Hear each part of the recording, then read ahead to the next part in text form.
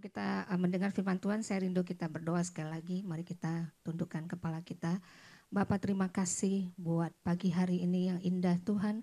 Kami bersyukur kami boleh beribadah Tuhan di tempat ini ya Tuhan. Kami percaya hadirat-Mu Tuhan mengubahkan setiap kami dari tempat ini ya Bapak. Sebentar kami akan mendengarkan firman-Mu, biarlah firman-Mu Tuhan menguatkan setiap kami ya Tuhan untuk terus Tuhan percaya bahwa Engkau Allah yang tidak pernah meninggalkan setiap kami ya Tuhan. Terima kasih ya Abah, terima kasih kami mengucap syukur, kami sambut firman-Mu hanya di dalam nama Yesus. Mari kita yang percaya sama-sama katakan, amin. Shalom semuanya.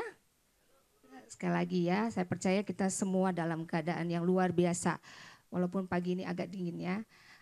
Sebelum ini saya rindu kita mendengarkan firman Tuhan pagi hari ini di dalam Yesaya 43.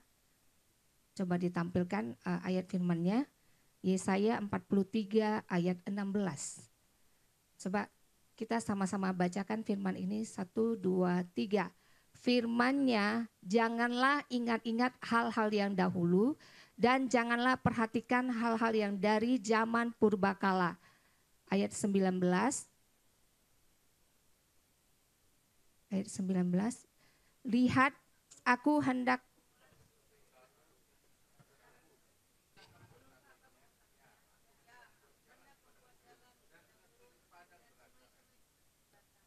amin. Memasuki tahun yang baru ada pesan Tuhan buat setiap kita. Ini baru masuk 2 minggu ya. Berarti ini minggu ketiga ya. Minggu ketiga. Ya masih tahun baru, masih fresh gitu ya setiap kita ya. Tuhan rindu ketika kita masuki tahun baru, Tuhan berikan pesan ini buat setiap kita. Yang boleh ditampilkan ayatnya kembali. Boleh ditampilkan kembali ayatnya. Dikatakan yang 18. Janganlah ingat-ingat hal-hal yang dahulu dan janganlah perhatikan hal-hal yang dari zaman purbakala. Pesan Tuhan untuk kita memasuki tahun 2023 ini, Tuhan ingatkan setiap kita, mari kita lupakan yang di belakang. Katakan amin. Masa lalu yang di belakang mari kita lupakan. Jangan diingat-ingat. Jangan kalau bahasa Inggris di situ dikatakan dwell on the past. Jangan tinggal di masa lalu. Jangan tinggal di masa lalu. Nah, Tuhan mau kita melepaskan apa yang buruk, yang tidak yang kita alami, yang tidak enak di belakang. Tuhan mau kita lepaskan. Mungkin tahun-tahun yang lalu kita mengalami hal-hal yang tidak enak. Ya, mungkin ada kekecewaan yang kita alami, mungkin ada sakit hati yang kita alami. Mungkin ada apa lagi? Kegagalan demi kegagalan yang kita alami. Atau ketidakadilan yang kita terima waktu di tahun-tahun yang lalu. Pagi ini pesan Tuhan buat setiap kita. Mari kita tinggalkan, mari kita jangan ingat, jangan perhatikan, jangan disimpan hal-hal yang buruk dalam hati kita. Katakan amin. Lepaskan itu. Mungkin ketika orang menyakiti kita, kita susah melepaskan pengampunan buat orang itu. Sakit mungkin waktu ketika orang itu menyakiti kita. Tapi saya percaya Tuhan Yesus, kasih Tuhan akan memampukan kita untuk mengampuni. Amin. Kasih Tuhan akan memampukan setiap kita untuk melepaskan hal-hal yang tidak baik dalam diri kita. Sehingga waktu kita memasuki tahun 2023 dikatakan ayat 19 tadi. Boleh ditampilkan kembali. Ayat 19 dikatakan, lihat, aku hendak membuat sesuatu yang baru. A new things. Tuhan sedang melakukan hal-hal yang baru. Amin. Sesuatu yang baru yang sekarang sudah tumbuh. Bukankah kamu mengetahuinya? Ya, sesuatu yang baru Tuhan sedang kerjakan bagi setiap kita. Kalau kita masih hidup di masa lalu, maka kita akan sulit melihat hal-hal ke depan yang Tuhan sediakan buat setiap kita. Amin. Mari kita lepaskan setiap yang tidak enak, setiap yang kita alami, kekecewaan kita lepaskan dan kita serahkan setiap kekecewaan, ketidakadilan yang kita alami kepada Tuhan, karena Dialah yang membela kita. Dialah pembela kita yang ajaib. Amin. Mari kita serahkan pada, walaupun mungkin ketika kita disakiti bukan kita yang salah. Tapi saya percaya Tuhan punya mata. Tuhanlah pembela kita yang ajaib. Katakan amin. Nah, mari kita move on. Katakan move on. Coba colek kiri kanan bilang move on ya. Ya, kalau ada yang diputusin pacar tahun lalu, move on ya.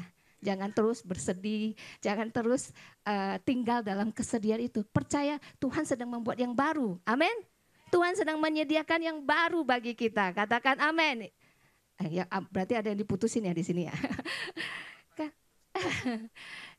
Tuhan sedang melakukan hal-hal yang baru, a new things. Ada kesempatan-kesempatan yang baru mau Tuhan mengerjakan dalam hidup kita. Ada terobosan-terobosan baru yang sedang Tuhan kerjakan buat kita. Nah, kalau kita tidak tinggal dalam masalah, maka lihat Tuhan akan mengerjakan hal-hal yang baru dalam hidup kita. Dan lihat yang ketiga di situ dikatakan, ya aku hendak membuat jalan di padang gurun dan sungai-sungai di padang belantara. Ini bicara sesuatu kemustahilan, ya, sesuatu yang sulit, yang tidak mungkin Tuhan bisa lakukan dalam kehidupan kita. Katakan amin. Sesuatu yang agak sukar. Ya, kalau kita tahu di padang gurun kita akan sulit yang namanya ketemu dengan air, ya, akan susah gitu. Tapi di sini Tuhan bilang, aku akan membuat jalan dan sungai-sungai di padang gurun. Artinya ada mujizat yang luar biasa Tuhan sediakan di depan kita. Katakan amin. Asal kita belajar untuk meninggalkan yang lama. Sudahlah, yang lama-lama jangan kita ingat lagi. Amin. Kalau ada kesalahan-kesalahan yang lama-lama udah kita lupakan, tinggalkan semuanya dan serahkan sama Tuhan, dan kita mulai dengan sesuatu yang baru. Karena ini firman Tuhan buat setiap kita. Tuhan membuat sesuatu yang baru dalam hidup kita. Mari kita aminkan dan percaya bahwa Tuhan sedang membuat mujizat dalam kehidupan kita. Apa yang sukar di tahun 2022.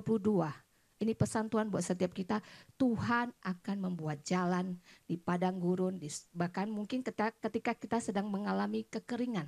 Mungkin kita sedang berada di padang gurun. Katakan, Tuhan bilang gini, aku akan membuat jalan. He make a way. Pernah dengar lagu ini? God will make a way where there seem to be no way. Gimana lagi? He walks in way we cannot see. He will make a way for me. He will be my God, closely to your side. For each new day, He will make a way. He will make a way. Dia buka jalan saat tiada jalan. Dengan cara yang ajaib, dia buka jalanku, dia menuntunku dan memeluk diriku. Dengan kasih dan kuasanya, dia buka jalan, dia buka jalan. Amin. Kalau kita mengalami sesuatu yang seolah-olah kita tidak bisa lihat apakah itu ada jalan, yang dia bilang, Tuhan bilang, I am the way. Aku yang buka jalan bagimu. Aku akan membuka jalan di padang gurun yang sekalipun kita tidak bisa melihat. Tapi Tuhan bilang, God will make a way. Tuhan akan buka jalan where there seem to be no way. Seolah-olah tidak ada jalan. Mungkin begini, kita dalam keadaan kejepit, ya. Ke kanan ada tembok, ke kiri ada tembok, ke belakang ada tembok, ke depan juga ada tembok. Kita nggak bisa kelihatan ada jalannya. Tapi waktu kita menyerah kepada Tuhan, waktu kita percaya kepada Tuhan dengan sungguh-sungguh, saya percaya Tuhan buka jalan di depan. Hal ini kejadian waktu ayat ini sebenarnya bicara tentang waktu Tuhan melepaskan bangsa Israel dari tanah Mesir menuju ke tanah Kanaan. Di dalam perjalanan itu mereka dikejar oleh musuh, ya, dikejar oleh bangsa Israel, bangsa Mesir.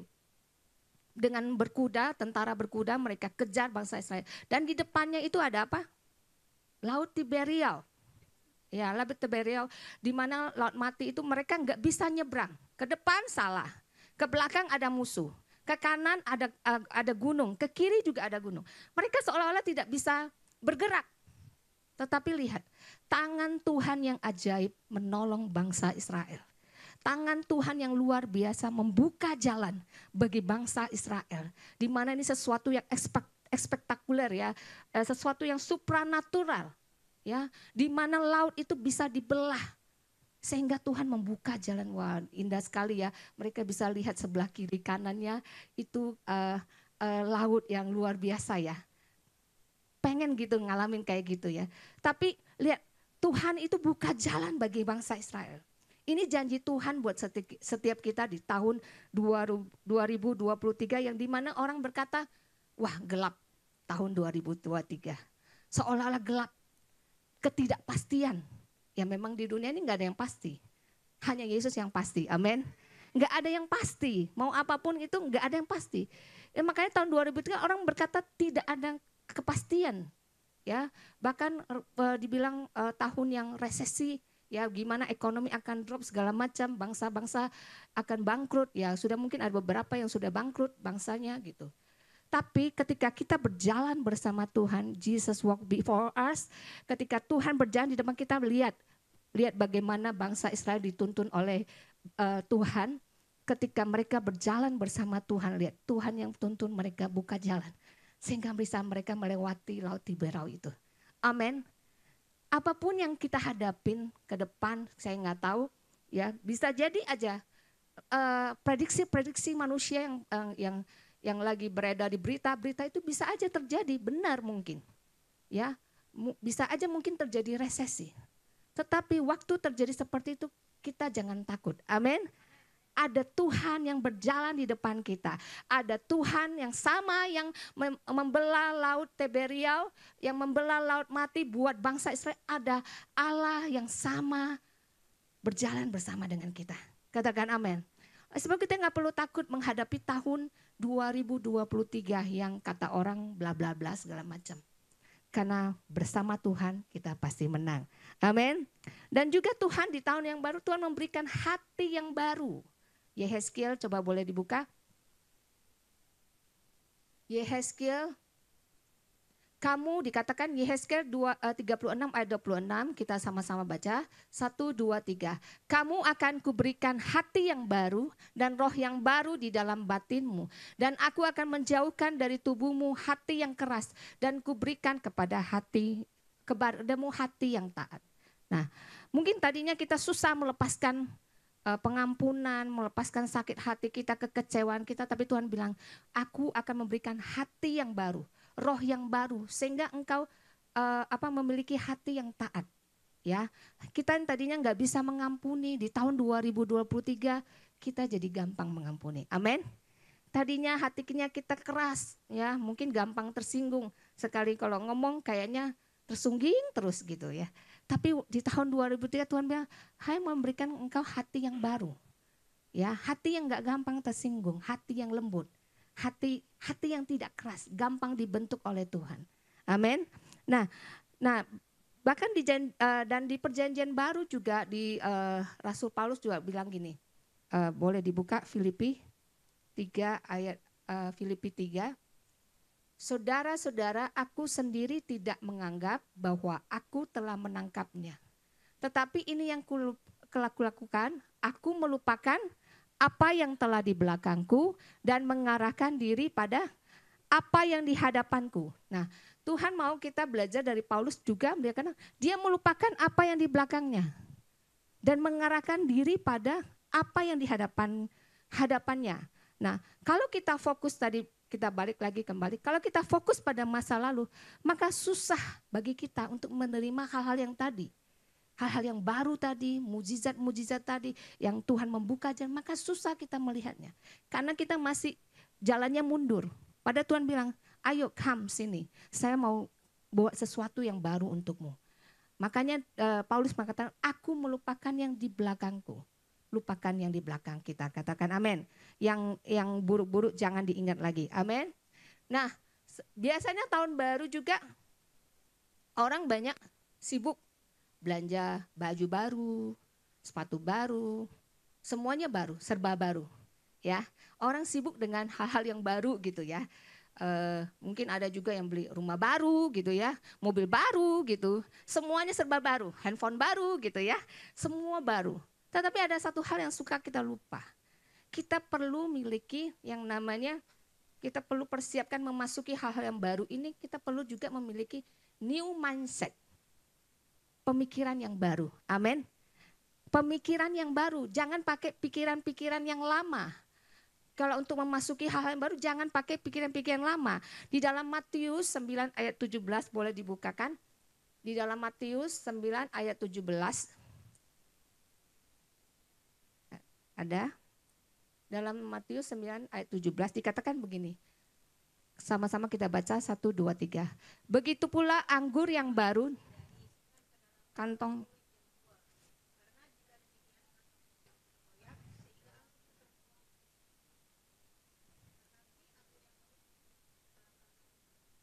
Dan demikian terpeliharalah kedua-duanya. Amin. Di sini dikatakan, Yesus mengatakan anggur yang baru harus dengan kulit yang baru, kantong yang baru. Jangan pakai kantong yang lama. Karena apa? Karena yang baru nih akan rusak oleh karena kantong yang lama tadi. Nah, Tuhan Yesus berkata, makanya kita perlu, kalau kita mau nerima hal yang baru, kita perlu pemikiran yang baru, pola pikir yang baru. Katakan amin. Jangan pakai pola pikir yang lama. Makanya di dalam Roma 12 ayat 2 dikatakan, berubahlah oleh pembaharuan akal budimu. Berubahlah oleh pembaharuan akal budi. Akal budi bicara tentang pikiran. Kita perlu setiap hari pikiran kita diperbaharui di dalam Kristus. Katakan amin. Perbaharui di dalam firman Tuhan. Sehingga waktu kita menantikan janji, kita timbul iman. Pengharapan, timbul iman kita karena pikiran kita selaras dengan apa yang Tuhan mau, karena kita selaras dengan firman Tuhan, maka iman itu akan timbul, pengharapan akan timbul, amin. Nah, biasanya pikiran kita ini suka pesimis gitu loh, suka berpikir yang negatif gitu loh. Makanya sebenarnya kunci masalah dalam seluruh kehidupan kita itu bukan orang lain, bukan masalah sebenarnya. Tapi masalah utamanya di pikiran kita. Ya apa enggak? Ya apa ya? Masalah utama itu bukan yang lain. Mungkin kita bilang, suami saya sumber masalah. Bukan. Atau anak saya sumber masalah. Bukan. Tapi sumber masalah itu ada di pikiran kita sendiri. Ya, ketika masalah datang, bagaimana respon kita terhadap masalah itu? Itu yang menjadi sumber masalah. Tetapi ketika pencobaan, masalah, tantangan datang, kita bisa merespon dengan benar dengan pikiran kita, maka semuanya akan baik adanya. Amin. Makanya Joyce Meyer, Ibu Joyce Meyer suka menulis dalam bukunya yang paling terkenal itu adalah pikiran adalah medan peperangan. Jadi peperangan kita sesungguhnya bukan di mana-mana, bukan orang lain, tetapi sesungguhnya adalah pikiran kita sendiri. Nah, jadi karena kita sering berpikir hal-hal yang negatif, nggak bisa lah. Tahun 2023 kayaknya susah lah bisnis ini. Ya, saya sudah telepon ke keluarga juga, kayaknya tahun ini pada sepi gitu. Pada susah gitu. Semua sederhana, serba sederhana. Jadi ngomongannya sudah apa? Pesimis. Karena sudah dengar berita-berita yang sudah ada masuk dalam otak pikiran kita. Sudah terkontaminasi ya istilahnya ya, sudah tercemar dengan berita-berita negatif. Makanya ketika dengar berita kita harus saring kembali. Kenapa? Kadang-kadang dia masuk langsung iya ya, benar juga ya omongan berita itu ya. Benar juga ngomongan para ahli itu. Kayaknya susah lah. Saya mana bisa, bisnis aku mana bisa maju, ya. Saya mana bisa, hutang-hutang saya mana bisa kebayar ini. Apalagi inflasi naik terus atau gimana. Terus pikiran kita udah tercemar. Akibatnya kita nggak punya iman. Kita nggak punya pengharapan bahwa di dalam Yesus bahwa segala sesuatu bisa berubah. Amin. Satu sentuhan Tuhan aja itu bisa mengubah segala sesuatu dalam kehidupan kita. Amin. Satu sentuhan kemurahan Tuhan. Yang tadinya susah, tiba-tiba Tuhan bisa balikkan keadaan. Ya, Tuhan bisa balikan keadaan. Jadi pikiran kita mari kita perbaharui. Jangan pikiran-pikiran kekalahan. Katakan amin. Jangan pikir-pikir yang negatif, ya. Jangan berpikir nggak bisa, nggak mungkin. Dengan kondisi keadaan kayak gini mana mungkin. Nah, nubuatan yang tadi waktu kita baca Yesaya itu sebenarnya keadaan Israel lagi dalam keadaan yang buruk, ya. Di mana Israel itu sedang tertawan oleh Babilonia, zaman Babilonia waktu itu. Tapi tiba-tiba Yesaya memunculkan firman Tuhan, nubuatan pada mereka. Kata Tuhan, aku akan membuat sungai. Itu kan seolah-olah sesuatu, mana mungkin.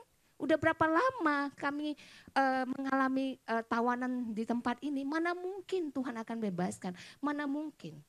Jadi pikiran ini menjadi sumber masalah dalam kehidupan kita. Sehingga kita sulit percaya yang namanya janji Tuhan. Kita sulit ketika kita baca firman Tuhan, Tuhan bilang kamu akan menjadi kepala dan tidak menjadi ekor. Gimana saingannya aja berat-berat di sini, ya. Gimana saya bisa jadi naik? Gimana mana mungkin saya bisa dipromosikan? Kenapa? Jadi pikiran kita sudah langsung kalah. Padahal Tuhan janji kita akan jadi kepala bukan ekor. Katakan amin. Jadi kemenangan dalam hidup kita tuh dimulai dari pikiran kita. Pikiran kita, katakan pikiranku. Pikiran kemenangan. Ya. Jadi jangan pernah berpikir nggak bisa semuanya, nggak mungkin. Percaya di dalam Tuhan pasti bisa. Dalam Tuhan semua ada jalan keluarnya. Amin.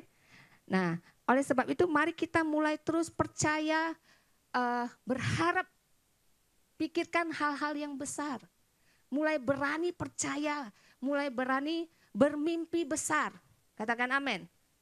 Mulai berani berharap hal-hal yang ajaib ke depan. Mungkin kita lihat situasinya, wah susah semuanya.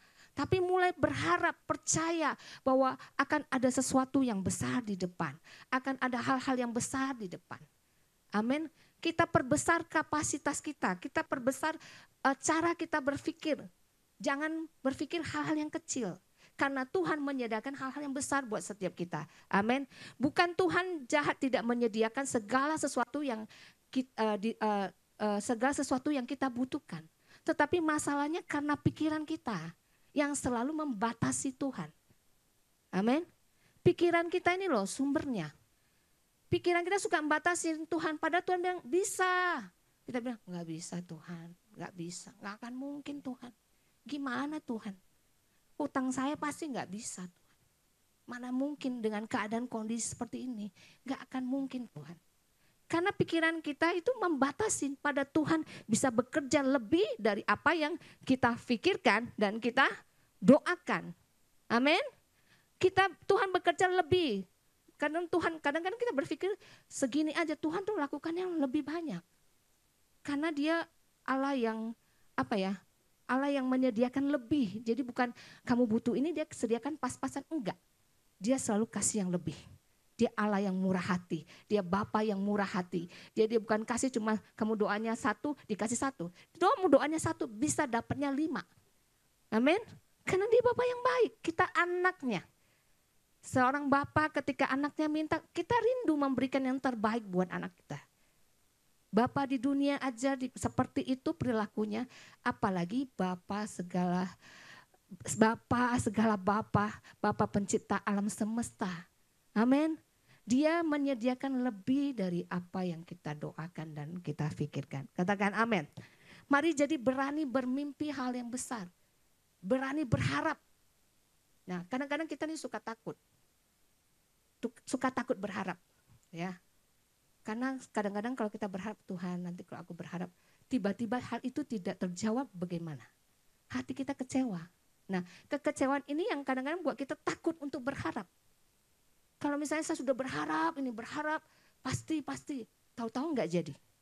Nah, ini sumber masalah. Makanya terus kita isi pikiran kita dengan firman Tuhan. Katakan amin. Terus kita isi ketika kita lemah, ya mungkin nggak setiap hari mungkin kita on fire terus ya. Wow, saya percaya Tuhan. Saya percaya Tuhan buka jalan. Tapi ada saat-saat kadang-kadang kita lemah.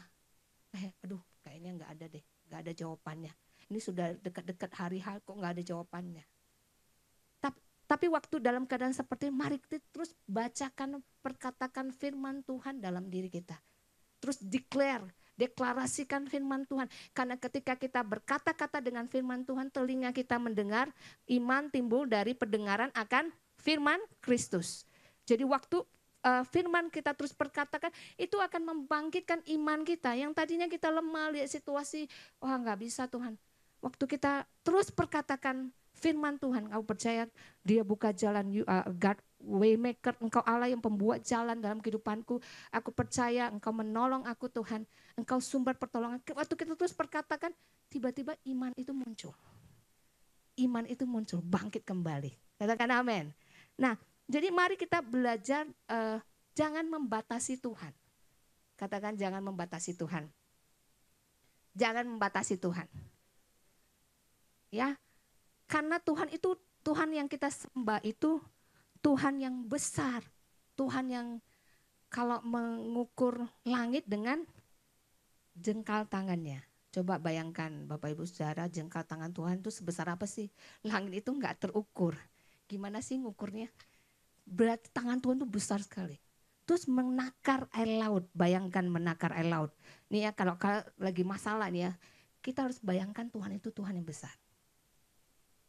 Jangan kita pikir masalah kita tambah masalah, tambah nggak ada jalan keluar. Tapi waktu kita dalam keadaan masalah, bayangkan ini. Wah Tuhan, engkau mengukur langit dengan jengkal. Jengkal tanganmu sebesar apa Tuhan? Terus menakar ini kan kayak gini ngukur. Dia nakar air laut dengan lekukan tangannya. Ini lekukan tangannya. Betapa besar itu air itu Tuhan ambil tuh gimana dia ngukurnya. Berarti besar banget Tuhan itu. Besar banget, amin. Sampai gak keukur. Nah kalau kita lagi dalam masalah kayak gini, kita waktu pikirkan Tuhan yang besar gitu, masalahnya kecil apa besar? Jadi besar apa kecil? Kecil. Karena yang kita imajinasikan Tuhan itu Tuhan yang besar, Tuhan yang hebat. Kalau Tuhan yang besar gitu, masa kan dia gak bisa nolong aku? Hal yang kecil ini, masa kan dia gak bisa tolong aku? Masa kan dia gak bisa bebaskan aku dari segala hal-hal yang membelenggu hidupku? Waktu kita bayangkan firman Tuhan itu, maka lihat sesuatu yang jadi masalah dan itu gak jadi masalah lagi. Katakan amin. Jadi kecil kelihatannya masalah kita, gampang kok. Tuhan dulu aja tolong kok, masa hari ini gak tolong. Amin. Kan ada lagu, dulu kok tolong kok, masa hari ini dia gak tolong. Pasti dia tolong.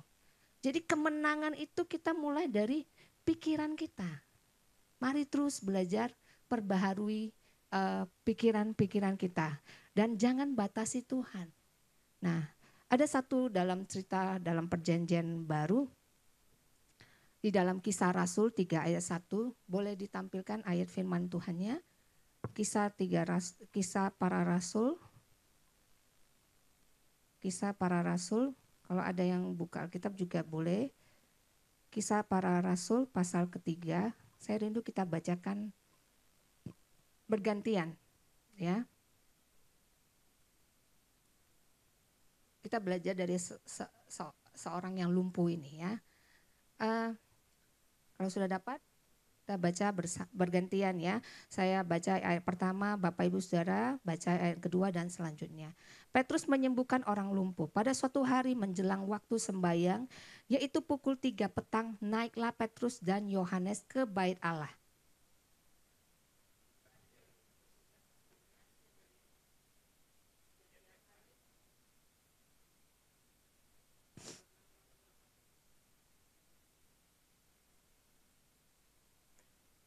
Ketika orang itu melihat bahwa Petrus dan Yohanes hendak masuk ke bait Allah, ia meminta sedekah. Ayat keempat. Lalu orang itu menatap mereka dengan harapan akan mendapat sesuatu dari mereka.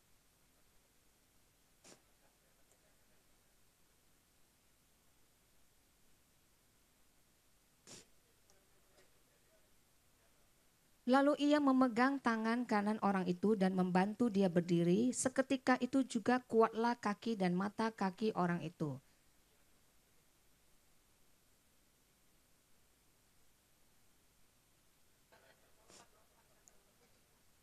Seluruh rakyat itu melihat dia berjalan sambil memuji Allah. Ayat ke-10.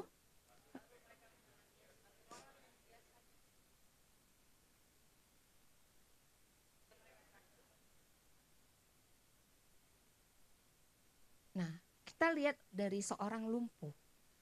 Ya, dia tuh lumpuhnya dari sejak lahir.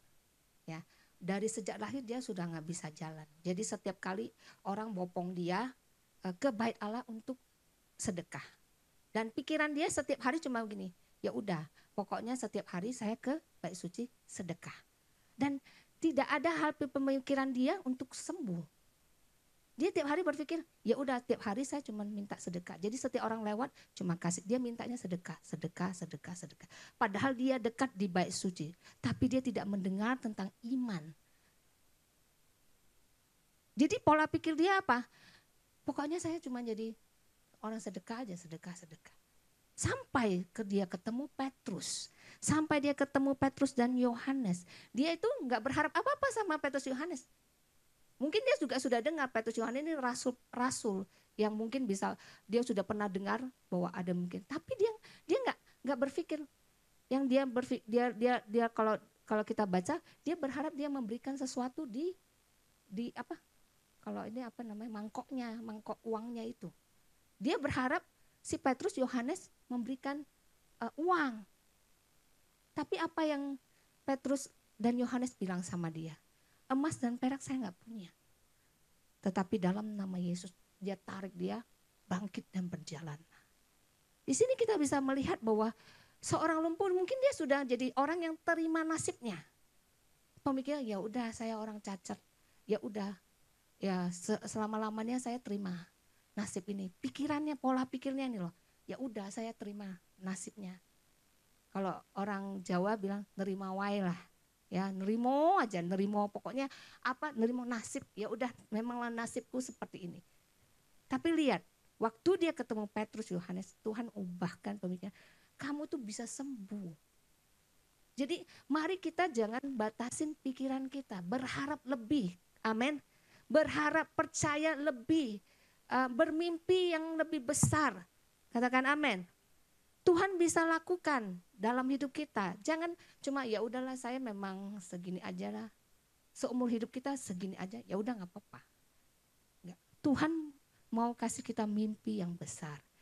Berharap lebih besar. Tuhan bisa kerjakan itu dalam hidup kita. Katakan amin. Dia selalu menyediakan hal yang besar dalam hidup kita. Cuman masalahnya kita ini kapasitas kepala kita yang nggak bisa memenuhi apa yang Tuhan bisa berikan. Makanya kita perlu perbaharui pikiran kita. Ya, contoh salah satu sebenarnya yang kami saksikan adalah Pak Gembala. Sebenarnya dia sudah berpikir, udahlah cukuplah. Tapi lihat, Tuhan kasihnya apa? Lebih. Tuhan kasihnya maunya lebih, tapi dia berpikir, ya udah sekalian nggak kalau Paul gak bilang, saya sudahlah kayak gini-gini aja. Saya suka dalam hati saya itu saya nentang. Saya enggak, Tuhan itu punya hal yang besar bagi Pagem. Punya hal yang besar, tapi kadang-kadang dia suka membatasi dirinya. Dia suka, udahlah saya cukup segini aja, saya cukup segini. Padahal Tuhan mau kasihnya besar buat Pagem. Itu yang saya sering dapatkan buat dia, buat Pagem gitu. Nah ini yang makanya saya bilang, ini seperti hal yang luar biasa. Bagaimana dia bisa ke Amerika itu, buat kita itu sesuatu hal yang ajaib.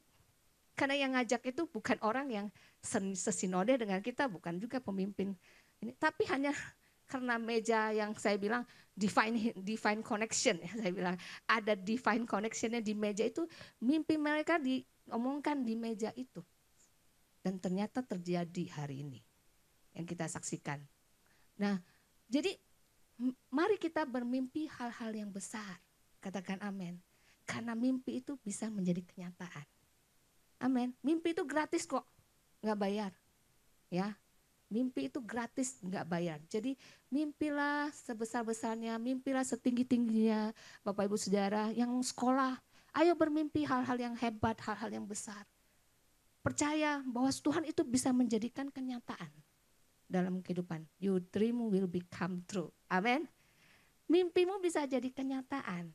Mari kita makanya jangan batasi Tuhan kita, karena Tuhan yang tadi saya ceritakan, Tuhan kita Tuhan yang besar, dia bisa melakukan segala sesuatu yang bagi kita tuh tidak mungkin, tapi bagi dia mungkin, dan bagi orang percaya itu juga mungkin. Katakan amin. Jadi bagi Tuhan tidak ada yang mustahil, dan bagi orang yang percaya juga tidak ada yang mustahil.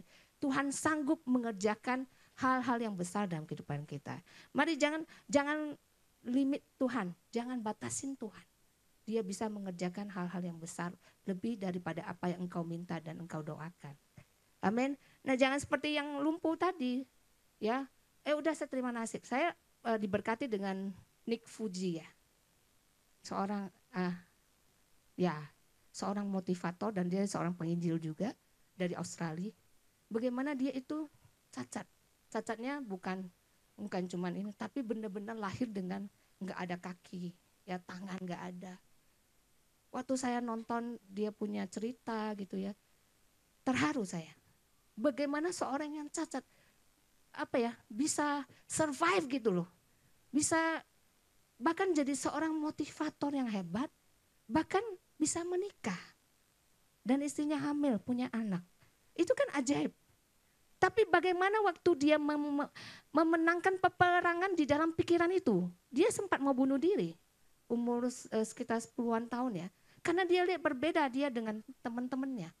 Sempat dia, ya bagaimana dia berjuang, saya melihat dia aja bisa berenang, saya aja nggak bisa berenang, punya lengkap semuanya nggak bisa berenang, tapi dia bisa berenang, hebat kan?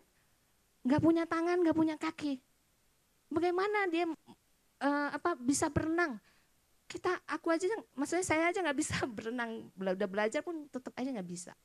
Tapi lihat bagaimana cara dia memenangkan diri dia dalam pikiran dia, ya pasti di dalam pikiran dia, saya pasti harus survive, saya nggak bisa terima keadaanku, nasibku begini aja, gitu. Dia berusaha untuk memenangkan pikiran dia, ya bisa nggak bayangkan anak umur 10 tahun, ya dia punya keinginan mau bunuh diri waktu itu, melihat keadaannya. Tapi puji Tuhan dia punya papa mama yang sangat support dia, yang sangat encourage dia, membangun dia, sehingga dia bisa menjadi seorang motivator dan seorang penginjil yang luar biasa hari ini. Yang kita bisa lihat orang cacat aja tidak menerima keadaan dia hanya seperti itu, tapi dia berusaha untuk tidak give up, tidak menyerah. Katakan amin. Dalam hidup ini mari kita belajar untuk terus bermimpi hal-hal yang besar, jangan menyerah. Sekalipun mimpi, doa-doa kita semuanya belum kita lihat, belum kita terima. Terus bermimpi, jangan berhenti. Berhenti percaya, jangan terus langsung menyerah. Tapi terus kita berharap percaya hal-hal yang besar terjadi dalam hidup kita. Katakan amin. Amin. Ini firman Tuhan setiap kita, mari di tahun 2023 ini mari kita move on, bergerak.